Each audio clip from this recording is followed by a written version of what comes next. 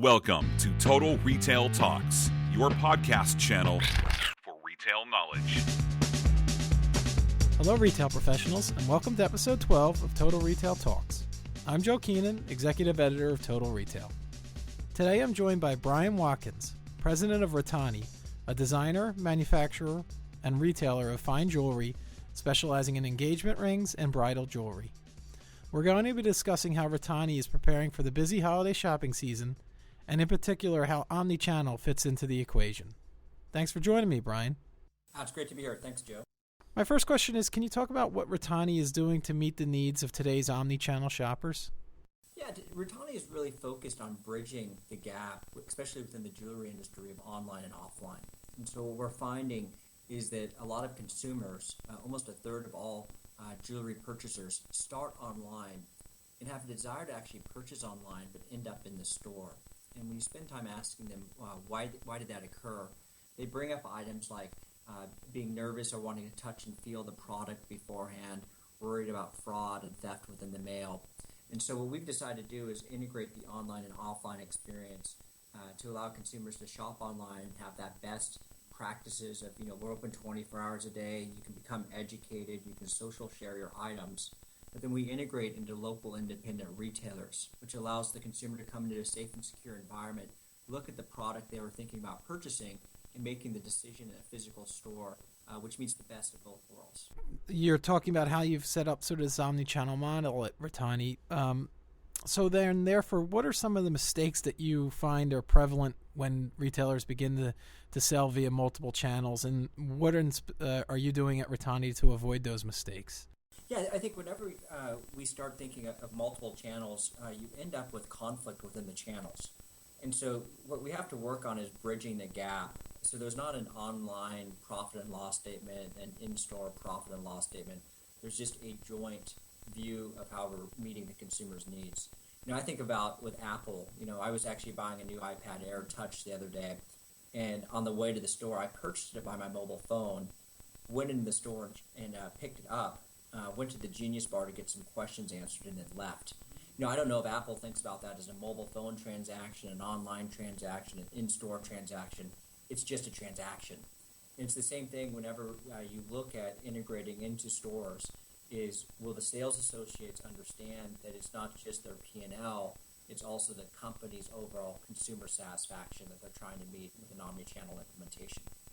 Can you talk about some of the added stresses that come during the holiday shopping season, and I think it would probably be in particular with a jewelry business like Ritani? Yeah, we always talk about holiday peaks in the jewelry industry, and I don't think people realize that in December alone, a typical jewelry store will probably do about 25% of their total business for the year in those 3 to 4 weeks between Thanksgiving and Christmas.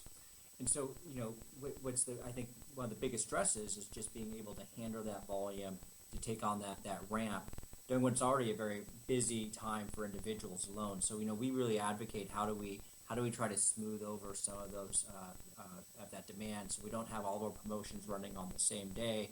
We're working with the retailers to allocate our traffic in the right way to ensure kind of a more consistent demand during that time as much as possible.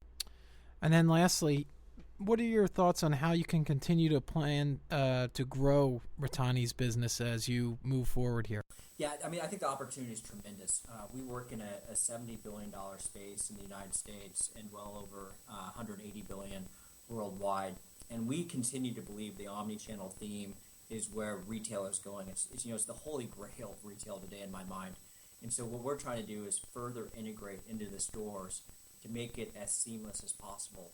So what can we do with mobile phone technology within store? How can we integrate more online information directly into the stores? And how would you actually take what's happening offline in the stores and bring it online? So you're going to see a lot more, not only within Ritani, but I think just in general, a greater integration.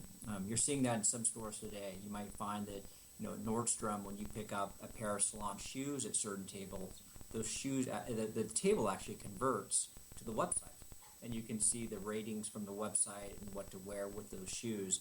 And that sort of interactions could be critical. It does two things. One is for the millennial customer, they expect, over 60% of them expect that there's going to be integrated online and offline shopping this year.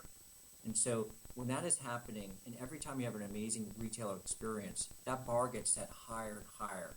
So every time someone goes in an Apple store and has a great experience and then comes into a jewelry store, you have to also be increasing your experience over time. And those that are successful at doing that will have accelerated growth. Well, great. I want to take this opportunity to thank Brian Watkins, president of Ritani, for his time today. Please check out our podcast channel page, mytotalretail.com/podcasts, for show notes. Total Retail Talks is available on iTunes and Stitcher, but also make sure to subscribe on our podcast channel page as well. Lastly, please follow us on Twitter at mytotalretail or on Facebook at facebook.com/mytotalretail. Thanks, and I look forward to you joining us on the next episode of Total Retail Talks.